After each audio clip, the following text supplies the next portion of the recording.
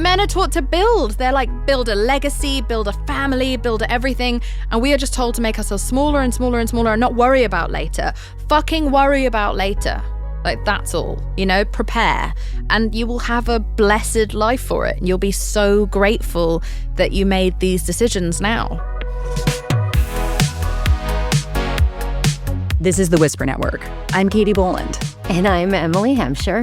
On this show, we want to speak out loud about the things women feel like we have to whisper about. Issues like misogyny in medicine, the gender pain gap, how women are made to feel like it's all in their heads. We also look at all the ways that society makes us feel less than, like our appearance, our health, and all the unattainable standards women are held to, and the way we sometimes treat ourselves as a result of those standards. Our guest today is someone who spends a lot of time and energy doing just that. I can barely express how excited I am to have her here. I know, right? Like, Jameela Jamil is many things. She's a very funny and talented actor, an outspoken feminist activist, and she's created a huge platform to try and dismantle toxic diet culture and to promote a healthier self-image. She's not afraid to say exactly what she thinks and call out bullshit, even though she's taken quite a bit of heat for it. And we are just thrilled to have her here to speak with us today. Jameela, thank you so much for being here. Thank you for having me. You were the first, like when we started doing this podcast, you were the first person who I was like, I want you on the show. Because I do feel, especially for this show, you are a shining example to me of a woman who refuses to be complicit in perpetuating this whisper network. And the whole reason I agreed very reluctantly to do this show, because I don't even know if you know this about me, but like I'm wildly uncomfortable with talking about women things.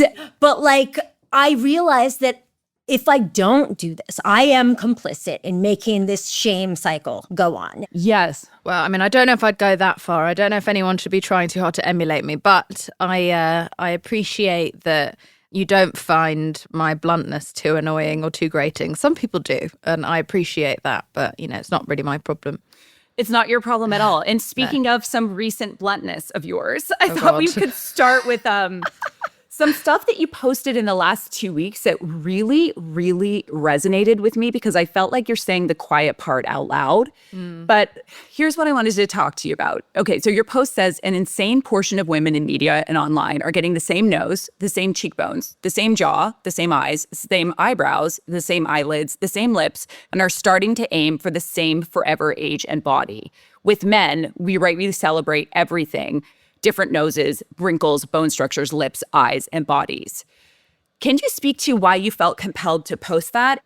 I don't know what made me say it now. I think it's just now enough people have done it that I wouldn't seem completely paranoid in raising awareness of this. I've been noticing it for a while, but thinking that either maybe it will go away and everyone will sort of, stop and start to embrace their own wonderful individuality. But by this point, it's now almost everyone I know is tweakmenting or on a wait list for a facelift. And these are women in their 30s, late 30s. And they're almost all taking the weight loss injections or starving themselves to emulate the look that you get from the weight loss injections. And so it's at a place where it's also not just celebrities. This stuff is being offered in medi-spas. These are not just celebrity friends of mine who are doing this. This is women in the street. This is teenage girls in schools saving up money for this or trying to talk their parents into this. And so it just feels like now I actually can't shut up because it's becoming out of control. And someone's just got to say it. We can't just all go along as though this isn't happening. And by the way, it's not to judge any of the people who are doing it. It's just to raise awareness of it and say, have we all stopped to ask why? Why do we want the same uniform face? Why do we embrace individuality in men but not in women? Are we doing this for us? Is it empowerment? Or is it a self-conscious and subconscious obedience, which I think women are predisposed to because of the way that we're raised? And so that's why I said something, because I just couldn't not anymore. I did well to shut up for this long. Oh my God. What are the conversations that you're having with your friends like the behind closed doors conversations when they say, I'm on the list to get the invisible facelift, or I'm taking Ozempic, or is it very frank? Do you bring it up to them? I don't bring it up to them. People often bring it up to me, and I don't come at them with judgment. I just make sure that they know the health, implications of weight loss injections. There are all kinds of different ones out there, and there are also backstreet ones, which friends of mine who don't have the money of celebrities are getting, and they're getting very sick, and some of them have been hospitalized. I just always make sure that they know that cancer is a risk, and that if the health condition that they have currently has worse side effects than these weight loss injections, then they should go for it. They should do whatever they have to do to get out of whatever health issue they're having. But if not, maybe consider an alternative route. And when it comes to the facelift stuff, again, I think I just say, why? And there are some people whose lives genuinely do improve because of cosmetic surgery they've had. I completely understand that. But again, why? That's not down to the individual. What is it in our society that is happy to push women towards this sort of homogenized face and body? I grew up with my mother's icons being curvaceous movie stars who are in their late 30s. And there was a time where those were the genuine pin-up, and it was completely acceptable to find those women attractive. So no one can tell me that now, because it's morphed towards the 19-year-old aesthetic, which has coincidentally happened in a kind of post-Pornhub era, that's the only thing that men are attracted to. Men will eat what they're given. So true. That is so interesting, because I always try to think of like a counter argument to things and try and think like of how the man or the other person is thinking, probably because I have a lot of internalized misogyny. But my first argument would be like, oh, isn't it like evolution that men want like a young 18-year-old? Because she's fertile. Because she's fertile and all that. And even the changing our face isn't like it all geared towards the youth of the bigger lips of that young whatever. But then when you say this, like you just killed any argument I had. But yeah, look at Botticelli. Like, look at all these, like, there are thousands of paintings that document the standard of beauty being as big as possible. I come from a country where if you're skinny, people think you look poor, and then people don't want to marry you because they presume you come. Now that's happening right now at the same time. So at the same time, on the same planet, just a matter of hours away by plane, how is it possible that two completely opposing beauty standards can exist, and then we still claim this is what, quote unquote, men want? I think we should leave men out of this at this point, because while I think it's men who own a lot of the beauty companies, they're the main investors in the magazines, etc., I think that there are men at the top of media who pull certain strings. When it comes to the general man on the street, they are individuals, and just like us, they fancy all kinds of different women, and it hurts them in a different way when we homogenize a beauty standard, because then they start to ask themselves if there's something wrong with them when they fancy someone who's outside of the, rail thin 19-year-old aesthetic. I have a boyfriend whose pinups are people like Monica Bellucci and like Julia Roberts when she was in her 40s and Sophia Loren. Like the women that he's always been attracted to have been around their late 30s, 40s, etc. Those were his pinups as he was a teenager. He would think he's weird now if he'd grown up now, because you're supposed to just like that same young teenage Lolita Instagram girly. So there are countless posts on Reddit of men saying, I'm attracted to bigger women. I don't think it's a fetish, but I also feel afraid to introduce my girlfriend to my friends. They're feeling creepy for it. There's nothing creepy about it. I know multiple men who are in that situation. Yeah. Well, that's like your boyfriend when he ex-boyfriend now, but when he said, "Who are you trying to be thin for? Because it's not me." Yeah, I'll also say, like, I've been public about this, but like at the height of my eating disorder, I was real thin. I didn't get my period, so it's not. No one was being attracted to me for my fertility. My fertility. But also, my fertility did you want to fuck anyone? Did you? I had zero sex drive. I'm still working hard to get that back. I still don't feel like it's what it once was or what I remember it being. You also made like a really interesting post that I wanted to talk to you about why is the beauty standard now frailty? Like women who are looking actually sick from Ozempic. And is that about women taking up less space? Why are our bodies trends? Like, why do you think the frail and ill look is in right now? I believe that women in particular are intelligent enough to make up their own minds as long as they are pushed to seek out the genesis of something. I don't want to tell women what to do, how to look, how to treat their bodies.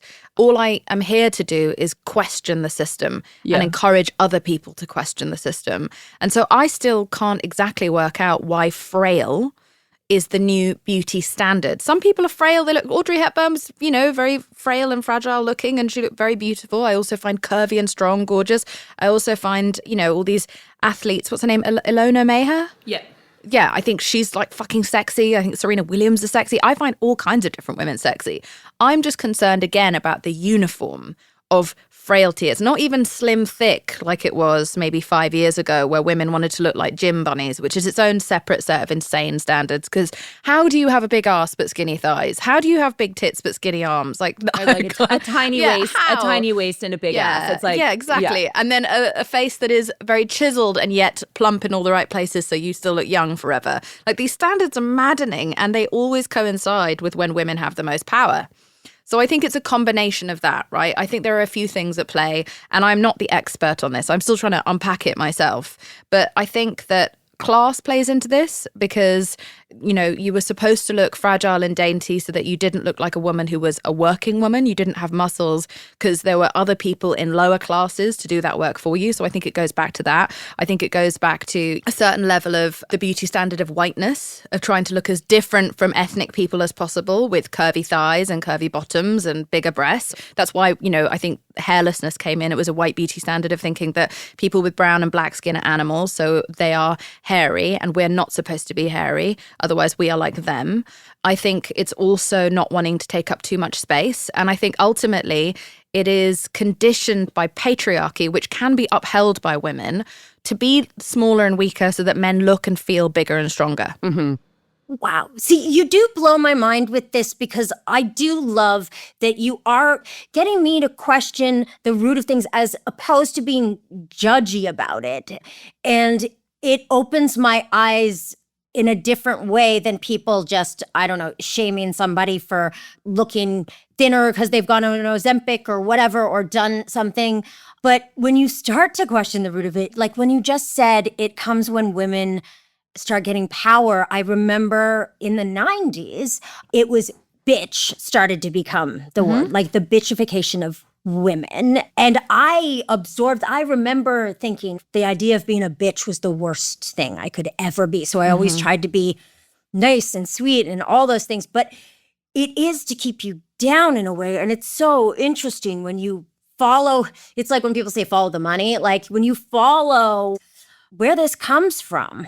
It always happens. It always happens whenever progress starts being made for women. Suddenly we get set these obscene, distracting beauty ideals. And anthropologically, we are conditioned. We're tribal, right? We're terrified of being excluded from the tribe. So if society can convince you that if you don't conform, you'll be left behind, there is a sort of like, it's an animal instinct to do whatever you can to join the tribe. It is not just as simple as vanity or thoughtlessness that encourages us towards these quote unquote trends. It's the terror that we can be left behind. And I think what I'm trying to impress upon people is that I'm old. I've been here a long time. I've been through these cycles again and again. It always comes back around. So you cannot be left behind in a cycle, because the cycle's going to fucking loop back round to whatever your fucking beauty standard is. Whatever you look like now, at some point it's going to be in and out of fashion again and again and again and again. And so I think that I just have chosen to sit this one out. I'm not doing it this time. And the reason I'm not judgmental is because I've almost died from anorexia. Like, I've done this shit. I've succumbed to this shit. 10 years ago, I would have put weight loss injections in my eyeballs if I'd had to, to achieve thinness. So I'm the last person on earth. My kidney doesn't work properly. My liver doesn't work properly. My stomach doesn't work properly. My bone density is fucked. Like, I am the last person on earth who can judge anyone about decisions they've made to fit in with society standards. We're all going to be in the same retirement home of like the same place where we all have like no bone density, whatever. Anyways.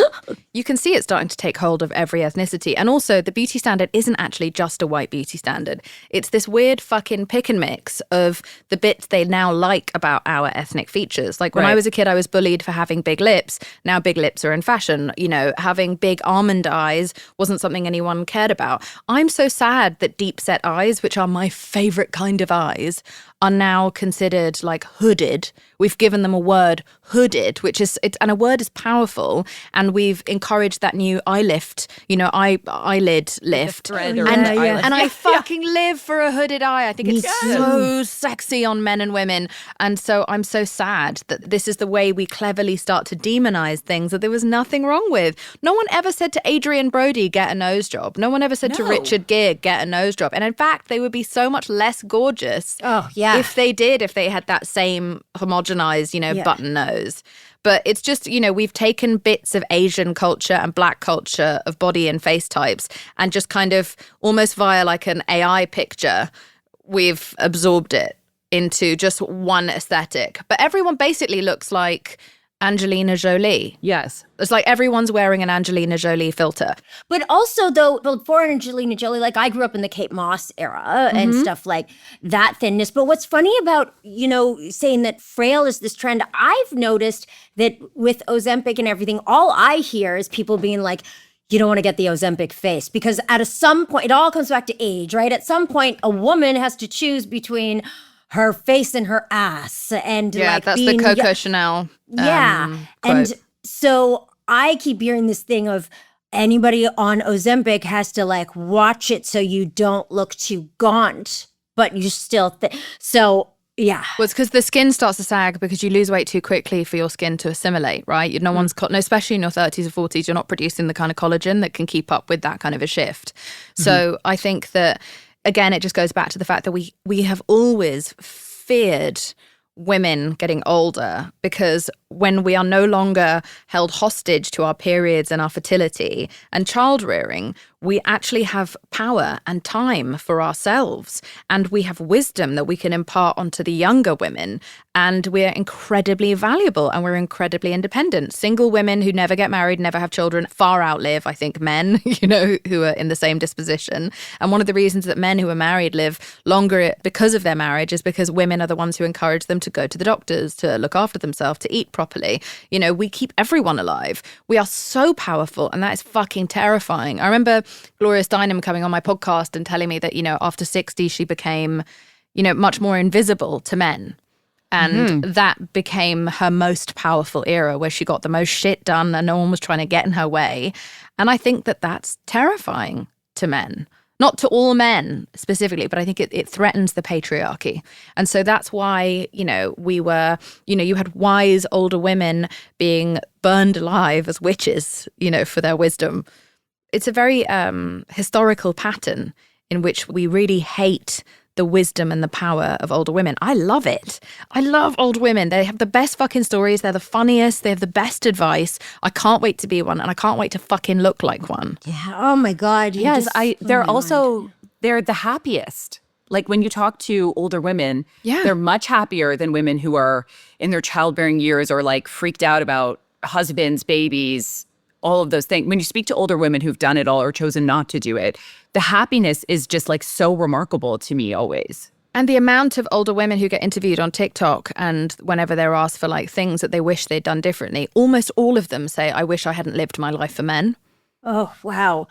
I always fantasize about being, can't wait till I'm 60, 65 or something. But my fantasy is coming from, I won't have to care about how I look anymore. You just blew my mind with the value of older women that I didn't see except sexually, that I find them really hot. You look at Jenna Lyons or, God, anyway, Helen Mirren, exactly. Also, though, I was just in the UK, and I wonder about this because you live there. I was just in London, and I went to this Women in Film and TV event, and I remarked that the UK and Europe a lot of the time allows their women to age and to look like real people.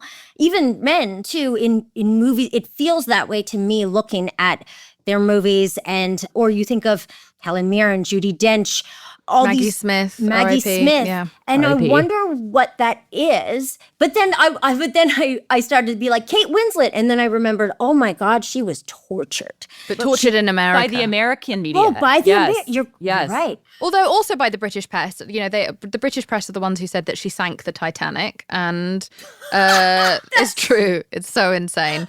Oh my God. I know. And it was the British press who said that Gemma Arterton, you know, we have an expression for anyone chubby who ate all the pies. And when Gemma Arterton, who was a size US 4, was in James Bond, they said who ate all the spies, because she was laughing and had a double chin while laughing and pulling her, you know, head back, you know, in a candid moment.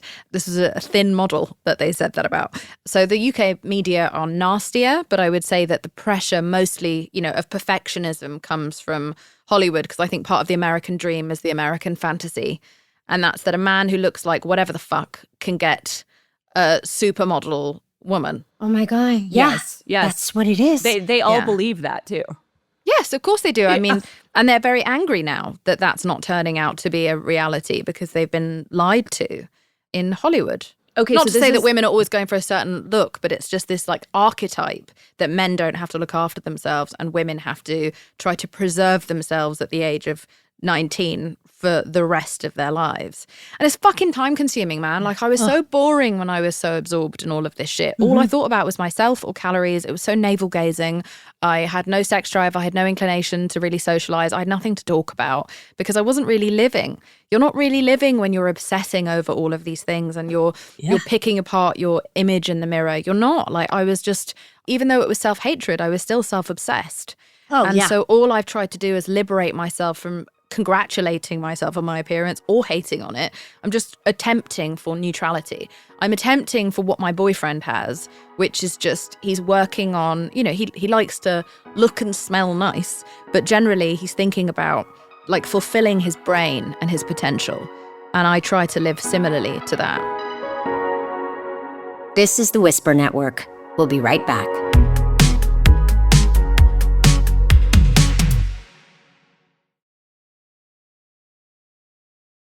I find when everything shifted for me was when I started dating women. And it was the first time that I wasn't looking at another woman through the male gaze or looking at myself through the male. I was like, oh, I'm actually like really attracted to a woman who's not real thin and who's not what my standard was for myself. And I didn't find it as attractive anyone who was obsessed with the things I was obsessed with. And so it finally, for the first time, shifted that, like, that isn't what is attractive. And when you said before that that's not actually what guys find attractive either. Like, there's this... It's each to their own. Yeah. We all have different, like, people that we're attracted to. Very few of us even have a type. I don't have a type. I don't have a type. Exactly. Yeah. So, you know, I think my main type for the first 20 years of my life was either Mario or Luigi of Super Mario Brothers. Yeah. And I've ended up with James. So it's just, you know, So like, it's like, is it Grace Jones? Is it Naomi Campbell? Is it Mario? Is it Luigi? Is it Hugh Grant? Is it Kate Winslet? I don't know. But it's it's everyone. Yes. It's everyone. And so, you know, having this idea that anyone has to have this specific type and that 9 billion people on the planet all have the same idea of what a woman is supposed to look like is fucking obscene. But also, speaking about the queer element, specifically the lesbian element of this, I've spoken about this before. I'm about to write an essay about this on Substack. And I went to Tig Notaro's birthday party, and it was largely lesbians at that party and a few gay men. Almost nobody straight was there. And that night changed me for the rest of my life, because I'd never been in a room with 250 people who pretty much all were not navigating their entire lives through the lens of the male gaze. Because it's not just around men that straight women behave differently. It conditions their entire personality. It's very hard to pull them out of it. Women are so much funnier than men know. Women are so much smarter, more opinionated. And these women at this party just felt free to argue with each other, to laugh, to be vulgar, to be quicker than each other. There was no feeling of needing to take up less space because nobody was threatened, because no one was worried about the ego of a man. They had been raised with no interest in the patriarchal gaze, in the male lens. Their faces moved in the way a face is supposed to of a certain age. Everyone was eating eating cake and pizza, and it was just like a whole new universe. I've got queer friends and lesbian friends, etc., but I've never been in a room of that many, just specifically gay women, because even gay men are looking through the male lens as a male gaze. Yeah. But gay women are the fucking future.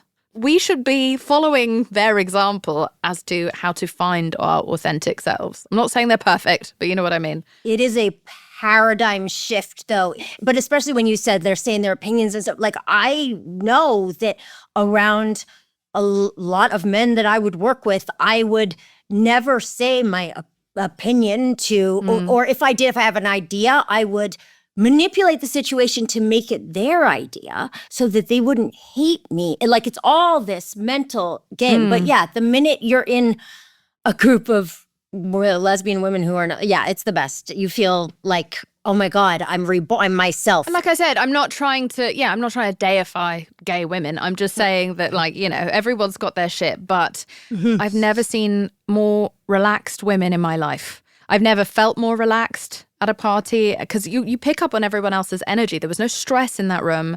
There was no fear. If anything, everyone wanted to show the most of themselves rather than the least. Oof. Do you know what I mean? It's a good quote. And you have to ask yourself, too, how many relaxed women do you know?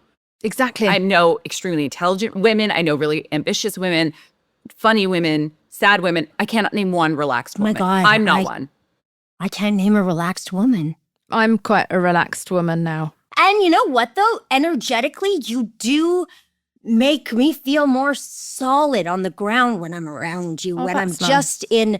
But that is what it gives off. When you're relaxed, it does it to other people. But that's what happens when you get to this age. You know, I'm going to be 40 in a year, and I'm just sort of like, you learn that everything's bullshit and everything's a lie. And that's the problem. That's why I'm scary, right? It's because I might tell the others. I might tell the younger ones that this is horseshit, that you don't have to buy into this, that women are 80% of the consumer market. And so they rely upon our insecurity. They depend upon our insecurity in order to make profit.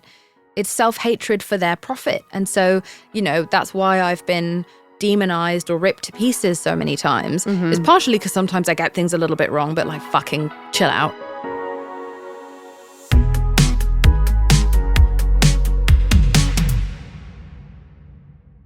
The thing that I most want us to just be aware of, just conscious of whenever we're making any decisions now, is that, you know, women are told to always do everything quick fix, right? And there can be huge side effects, but we're never told to think about or focus on those side effects, because it doesn't matter what happens to us when we're older, when they don't need us anymore, when we're no longer quote unquote fuckable or quote unquote fertile, right? It's not their problem if we're dealing with osteoporosis or mental health problems or physical health problems. So just keep that in mind. I want every decision you make to be for your 80-year-old self, because this is the last chance we have to secure a good life for her.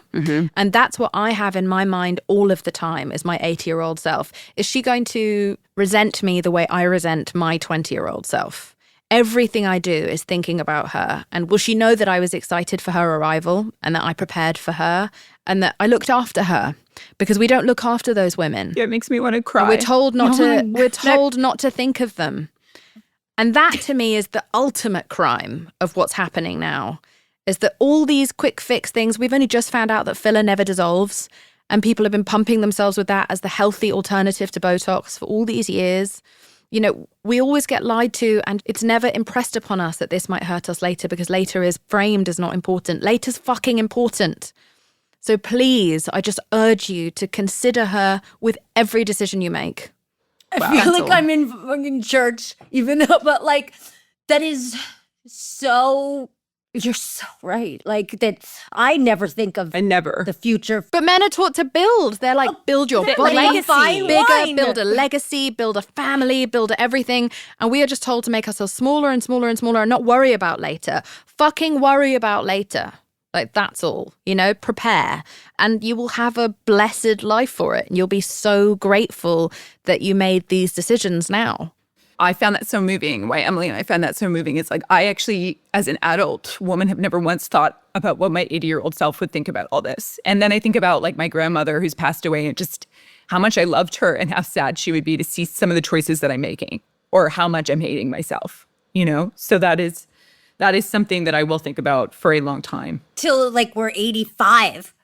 Yes. And so, you know, if there's anything I want to achieve in this world, it's to really impress that to women of all ages, is prepare for later. Yeah. So, okay, now to switch gears, to talk a little bit about toxic masculinity or men being red-pilled, something that you've spoken about with like a lot of nuance and eloquence, which I really appreciate because you also talk about how men are struggling like horrifically with mental health and don't have the same outlets necessarily that women do or the awareness. Have you ever sat down with one of these red-pilled men and had a conversation with them? And what do they think of you? How do they react to the things that you say? I haven't sat down in person with them, but I've had long conversations with them online. I respond to my DMs because I get very bored sometimes on set. Yes. So when I'm distracting myself, I'll just get into it with a fucking stranger, you know. And it's also not just that, but it's also a misogynist is not always someone who just out and out hates women and wants to destroy their liberty. Misogyny is a spectrum, and you can find it in people of all genders, and you can find it at varying levels in different men. So I come across misogyny on a daily basis, even from some of the men that I love the most in the world. And so I'm constantly ignoring the symptoms. Not ignoring, but I'm choosing not to. There's enough of us focused on the symptoms of misogyny and the symptoms of the red pill manosphere. I'm interested in the cause. You cannot address anything without understanding where it comes from. And so I'm interested in the mental health of men. I'm interested in how they arrive at this dislike of women. And I can only draw the conclusion that largely it's fear. I think men fear women because they have, you know, in the same way that we are programmed in such a fucked way, they are also programmed in such a fucked way with this very binary way of looking at their existence, right? That every relationship with a woman has to be towards procreation and you have to provide for her and you have to protect her. And we are in a world where women are increasingly independent, in the West in particular, but in many countries around the world, where we have Uber Eats, so we don't need them to go and forage for us. We've got, you know, the Ring doorbells, and we've got locks and, you know, weapons, and we know how to defend ourselves sometimes. You know, we have windows and doors, and so they don't need to protect us as much. And so they feel as though they are losing their identity because they're losing their purpose. And because we are a society that never, ever talks about the importance of male and female collaboration beyond procreation, they don't see any use for them in our society. And I think that's fucking sad because some of my great collaborators have been men. Oh, and yeah. we've never fucked. We're never going to fuck. I enjoy writing with men. I enjoy making music with my male boyfriend. I enjoy the friendships I've had with men so much. And so we are in a society that teaches men that if women don't need them, they are redundant completely. And I think that that's really fucking sad because they are whole humans. They are whole spirits who have their own purpose and things to give outside of what they can give to us. And so they're angry with us, feeling like we've taken that away from them. And they haven't questioned who it is that prescribed them that as their sole purpose in this world. Does that make sense? Absolutely. And the number one feedback I get from certain ex-boyfriends or men I'm dating is, I don't feel like you need me. Mm-hmm. And it's like, well, my boyfriend said that before. Yeah. And I do feel so sad for us both when they say that, because it's like, well, how are you? What's the rubric? Because I do need you. I don't need your money. I don't need you to give me an opinion, but I do need emotional support. We need each other. But I think you really hit the nail on the head there for where it's all coming from. We don't even need their seed anymore. You know what I mean? It's like we can go off, we're having babies on our own. We have IVF. No wonder that's on the fucking chopping block for the Supreme Court. Yeah.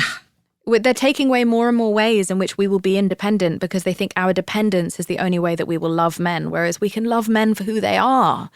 It's so confusing to watch them want to be needed, but also then if we show signs of needing them, be so quick to look out for gold diggers, quote unquote. Oh, yeah, Yes. yeah. They don't even know what they want, but they're terrified. You only seek to destroy or disempower something that you're afraid of. Yeah. It's true. Anything else you just leave alone because you're not threatened by it. They look threatened by us. Wow. Yeah. And I think because of how bold, outspoken, smart, beautiful, et cetera, all the things that you are, you must scare people and scare men. How do you handle that? I love everyone being afraid of me. I want everyone to fear me. I want them to know my wrath. Yeah, I have no desire for anyone to be attracted to me unless I'm attracted to them, male or female. Right. or something in between. You know, Right. that's it. I was super abused as a child. I learned at a very early age that there is so much danger in being considered attractive by strangers. And so I don't crave the gaze of anyone other than the person that I would like to shag. So that for me is fine. But, you know, it has massively reduced the number of people who do want to shag me back because I am intimidating and strange. And so I've only kissed 6 people. Wow. And I've only shagged 5. Wow. And that wasn't like a conscious choice. That's just, those were all the people that wanted to shag me. So that was it. So it does reduce the amount of people, but it also means that I didn't have to deal with a bunch of pricks. Any man I've dated has been a lovely, wonderful, powerful, self-confident, feminist man. Yeah, it's a good filter. Yeah. Like I've definitely... That is a good filter. I kind of thought for the longest time the opposite, that if someone liked me, I had to. Like, I've slept with people because they drove a really long way and I felt bad. Like, Totally. I have, like, it didn't cross my mind if I liked the person.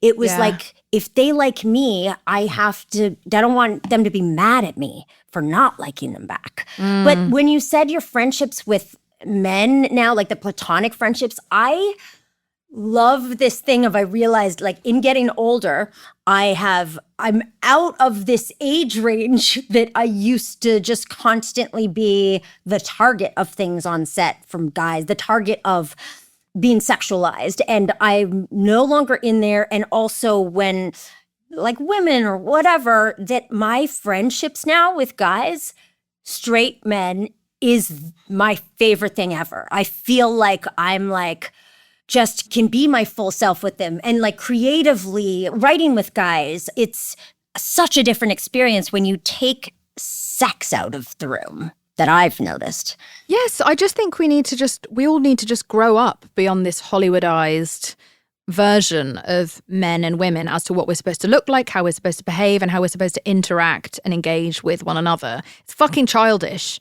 It's really like, it's a bunch of very emotionally underdeveloped people who have set these stereotypes. And I just hope we can evolve beyond that. I would love to see more films. You know, I love that we have more films now about women's friendships with each other. I would love to see more friendships with men and women where they don't end up getting together at the end. Like, can we just see a chemistry and friendship and love between people, the kind that I have with my male friends, that doesn't end up in inevitable sex and romantic love? Because it exists fucking everywhere. And also, if more men knew women in that regard, knew women in that way, they would be less afraid of us. You know, they still see us as so alien because they never get to see the real side of us. Yes, and to speak to like need that we were talking about earlier, what I'm always so surprised in my purely platonic male friendships, of which I have a handful that are very special, how much they need us, because they're not having these conversations with their male friends. They're not having getting any the same conversations. I don't know what the fuck they talk about when they get together, but they're not. They're like, oh God, like I was dying to talk to you about this because I just don't know what to do. And I'm like, this is so different than my life experience because I have so many friends that I can talk to about things, but they have me. I know more about my boyfriend's male friends sometimes and what they're going through because I'll know to ask the questions than he does. He's a very socially evolved, emotionally involved man, but there's certain things that are just, it's practice, you know, and women are so accustomed to, you know, they say that we're always, in this way, we socially prepare for the third act. So we are constantly strengthening our friendships with other women so that we have other women to hold on to as a network when we're in our third act of life. But men don't. Men often allow their friendships to fall by the wayside because they don't have that deep, you know, intensity of friendship. And then they eventually just kind of succumb to becoming friends. This is straight men. Friends with the husbands of their wives' friends. And you see that as this stereotype. The way that you just framed it, though, is preparing for the third act. Like, I've never heard it put so succinctly. But, like, yes, I think as men get 30 plus and everyone's getting married, whatever, it's like an epidemic of loneliness that they have no friends. No, and it's like in all the relationships that I've ever had with men, It's always been, I make all the plans. Yes. Even with people that they would love to see. Yes. I'm the one orchestrating the social life. Otherwise, they'd just watch TV with me every day. And I don't think that's healthy. I think we should go off and do our own separate things. And I don't think you should have to spend every fucking day together when you're in a relationship. And I think you should also expand that out. James and I had 2 of my best male friends from when I was 19 live with us for 7 years. I love that, by the way. Bliss. I love that. It was bliss. I had heard you talk about that and I was like, this is my dream.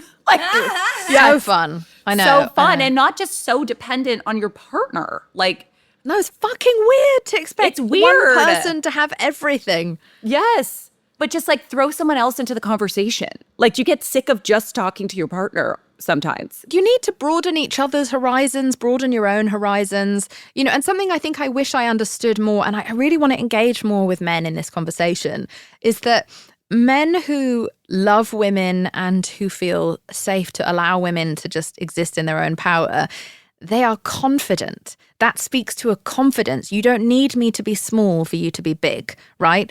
And people like to try to create this idea of my boyfriend as though he's some sort of simp or cuck because I'm so powerful. They don't actually know a lot about him. He doesn't do a lot of interviews. He's a very private person. But they've kind of created this caricature of him because they can't imagine that it would be a strong man who could handle a woman like me, whereas actually it's only a strong man who can handle a woman like me. He knows he's brilliant at what he does. He's fucking 6'8". He's really strong. He's incredibly emotionally intelligent and successful and recognized as a whole human being. So what I do does not add to him or take anything away from him.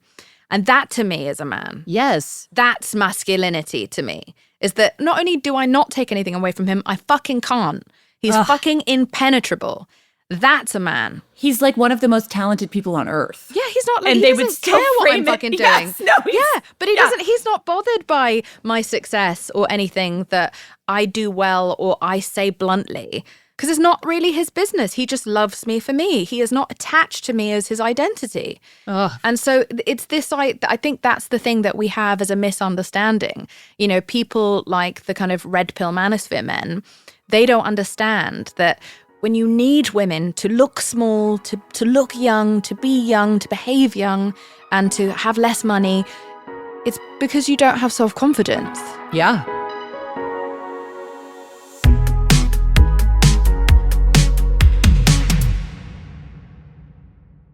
Another thing that I think that you're doing that's so amazing is your exercise initiative. Because when I exercise, it is just to punish myself.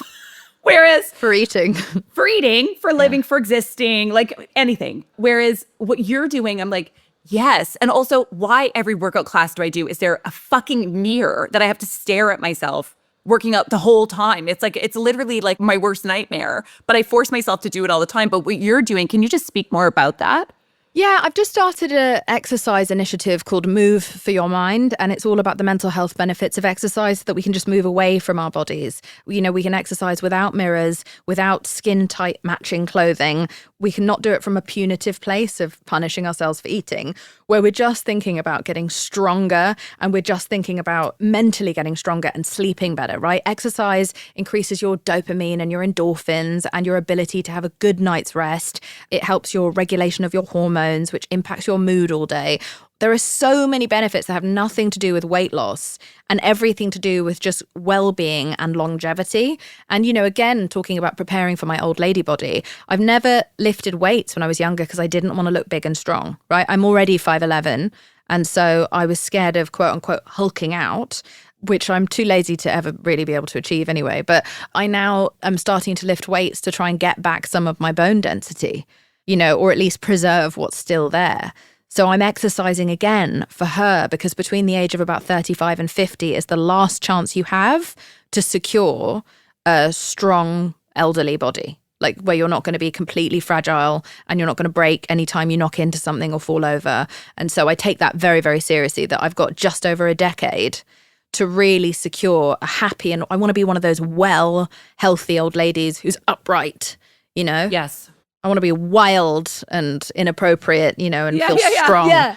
It's But so strong, funny. yeah. You always think, like, I always think when I'm old, I can say anything I want. You can get away with that shit, which says something about not being able to say it now, which is wrong. But I've been trying saying it now yeah, I've that's just been why trying I it. love you.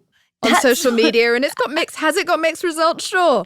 But Yeah. I'm just trying it out, and I'm really enjoying. I'd say it's net positive. There is some Net huge, positive, okay. there's huge negativity that comes my way, but I'd say net Net positive. positive. How it feels to be yourself and to know who's actually for you and who isn't. Because by being your full self, people get repelled by that sometimes. And thank God, because then the right people come in. I've drawn in by far some of the most amazing people I've ever met by being my full, ugly, filthy, like inappropriate self.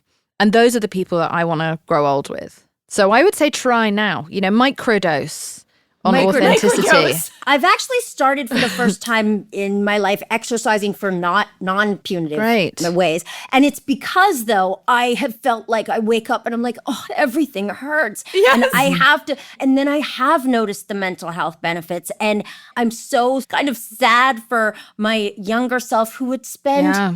2-3 hours at the gym doing like everything and now I go like 20 minutes on the thing just to feel good. Exactly. It takes 15 minutes and 9 seconds to achieve the positive mental health benefits of exercise. So this is the kind of thing we talk about. It's an Instagram account. It's called @MoveForYourMind. It's got 1 million followers, or I think 1.1 million followers and growing, of just people who are fucking sick of making a feeling as though diet culture is just infused into exercise culture. It's this totally safe space where you can get reminders and motivation for different types of exercise that aren't about the way that you look. And we put on events throughout the year that are no mirrors, low light, disco balls, no one recording you from the front. No one's allowed to record themselves or each other.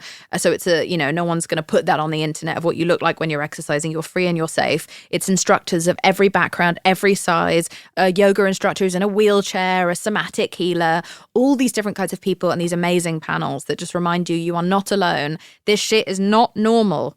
And it's very, very modern that we have turned exercise into something that we do for our aesthetic that is maybe 30 or 40 years old. Yeah. Throughout Wow. history, we have done it for longevity and to be active and because it makes you feel good. When I don't go walking in the winter as much, I always feel, I'm sure that's part of my depression. It's not only the lack of sunlight that I'm getting, but also the lack of exercise because you don't want to fucking go outside. That's part of why I'm always a lower mood and lower energy in the winter. Yeah. But I notice I want to do, I'm so Yeah. motivated to exercise more than I used to do, intense months of, but then I wouldn't, then I'd swing, the pendulum would swing. And so this is this sustainable thing that I do because I like doing it now, which Yeah. is crazy. Again, do it for your old lady body. Don't do it for you. Yeah, not the current Definitely body. don't do it Yeah. for the patriarchy. Do it for her. Yeah. Everything I do is for her. She'll be glad I did this one day. And again, it's 20 to 30 minutes a day or going for a really long walk with my dogs. And it's all really manageable. There's none of this no pain, no gain bullshit. There is so much gain without pain. Going for a walk, I think, so what they say, roughly 7,000 steps a day is the difference. It can extend your life massively, lowers your chances of cancer. I think they said something like 150 minutes of exercise a week has the same mental health benefit as antidepressants. And that's not to say that you should then always, swap that out one with the other. I'm not anti-drug, but I would say that that's worth considering of how much better could I feel on meds even if I add that 150 minutes a week, which really isn't a lot of time compared to how much time we spend scrolling on Instagram, hating ourselves. Well, exactly. So I guess to wrap up, you are so good at being your full authentic self. And you say that you embrace that person and you draw near who needs to be in your life and you repel who shouldn't. How did you get there? Yeah. How did you become you? How did you become you? Sort of very public trial and error, I would say. I think I was 26 when I had a nervous breakdown and had a very, very big suicide attempt and failed. It's one of the things I'm very bad at is killing myself. Thank God. Tried a few times, never gotten it right.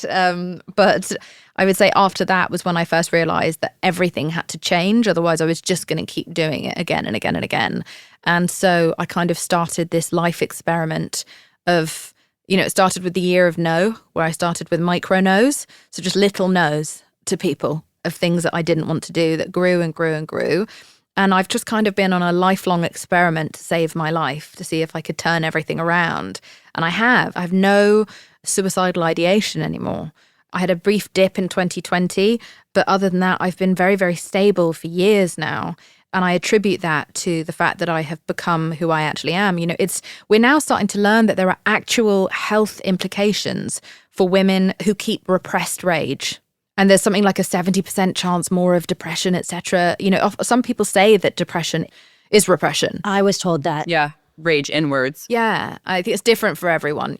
But we're learning now that it's very, very damaging. And I think women are much more predisposed to autoimmune diseases because autoimmune diseases are linked to stress, and it's incredibly stressful not showing people who you really want and not advocating for yourself. When we're babies, we know how to advocate for ourselves. We say, I'm hungry, I'm tired, I'm lonely, I shit my pants, help me, cuddle me, feed me.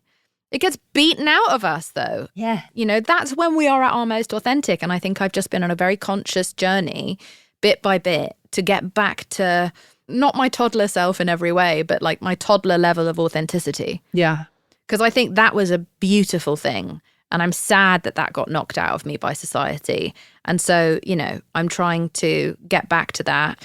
And like I said, because it's been net positive, I felt encouraged to just keep going and keep going and keep going until I'm at where I currently am.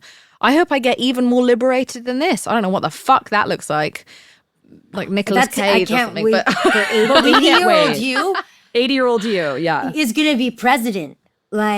Thank you. I mean, I'm already preparing her wardrobe. I have lots of sequins and yellows and you know, feathers. Yes. I very much so want to live my life out loud.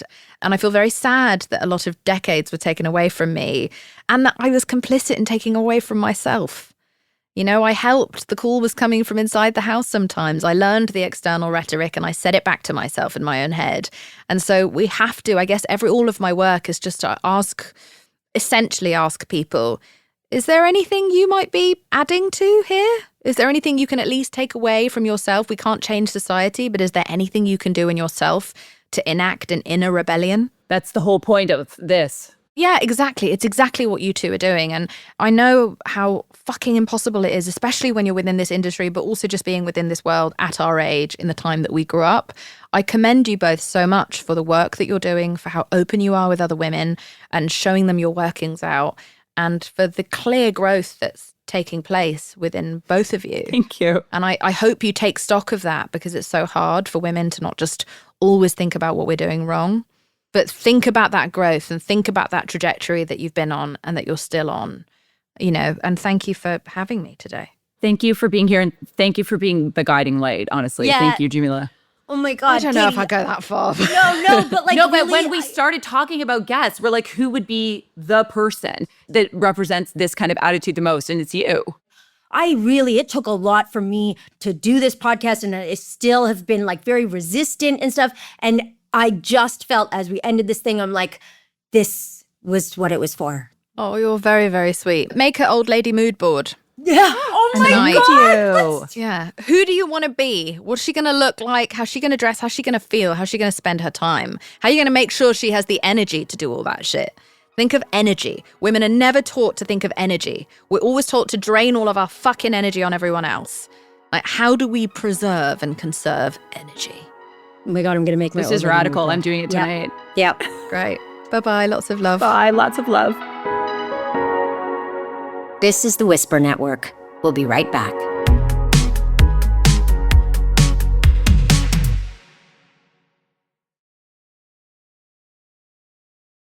Holy fuck.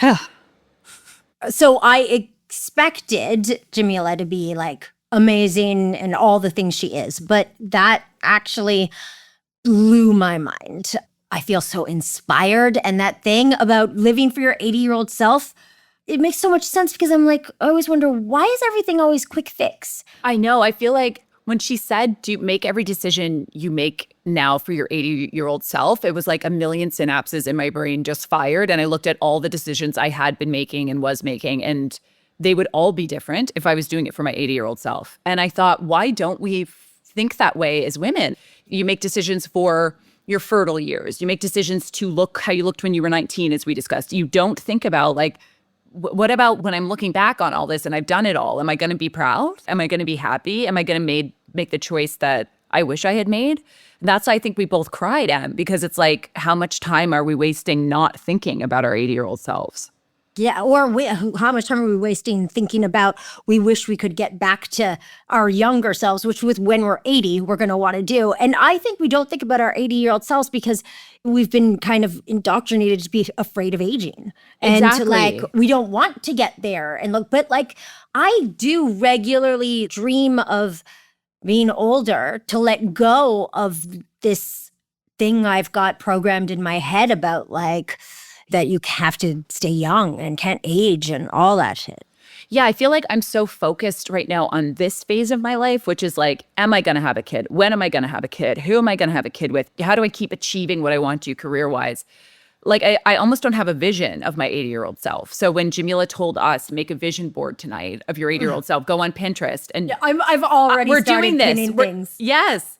That, I just feel, I felt so radicalized in a way by that conversation. And she's a very powerful person. Yeah. I wanted to start a cult and I want to be a part of the cult. I would love to be. She is. Yeah, I can't even form a sentence after that. Also, recently I've been very sad for my younger self of all the things I spent time doing, even before today's episode, but just all the time I waste on things that are hurting me. Yeah, I also found her to be very inspiring because you can tell she likes herself. Oh, yeah. And I was like, I want to be in this energy that she's in, of a person who does like herself. It's also like what we said about like, do you know a relaxed woman? I know so many kinds of women who are incredible. I do not know a relaxed one, except maybe her. Now her. When you asked that, I too thought about like every woman I know, and even the ones who are older women who I think are like at the top of their game, top of their career. I look at them and I'm like, they're just so amazing. They are not relaxed though. They are not sitting easy in their skin. Yes. I also thought it was so interesting how she framed people being like the reason why we all are made to want to look younger, like all these societal expectations. And it's historically true that like women who are no longer of childbearing age and have had many experiences that are wise women are very powerful when they're allowed to exist in society. Yeah, they are so powerful. Like to think of when you're not saddled down by all the things. Yes. When she said women never think about energy. We always think about how to do things for everyone else. Like we never think about the amount of our own energy that is finite, that we're expelling. I kind of do think about that though all the time. I do think of like, oh my God, I'm constantly giving energy to people because I feel like I have to. I feel bad if I don't do something, but then I feel my energy depleting. Or if I go to a party or something, I know that like I get energy back when I'm alone, when you're introverted in that way. Yeah. Yeah. But I am constantly aware of my energy I get resentful of it, but it's me who's saying yes to things. What a gift she gave us by having such a frank conversation with us. And also just by being this person in the world who is putting on her Instagram, like, hey, why do we all have the same face now? Are we? Yeah. And she knows she's risking like a lot. Backlash all the time. Brand stuff. Yeah. I really loved her. I did feel scared of her, but I loved her. I was kind of scared of her just because I know she's so smart and so well-spoken. All those things. So much of it is like I didn't want to say anything because I just wanted her to keep talking. And because everything she says is such a nugget of like, we want her around all the time. All the time. All the time. And that is our show for today.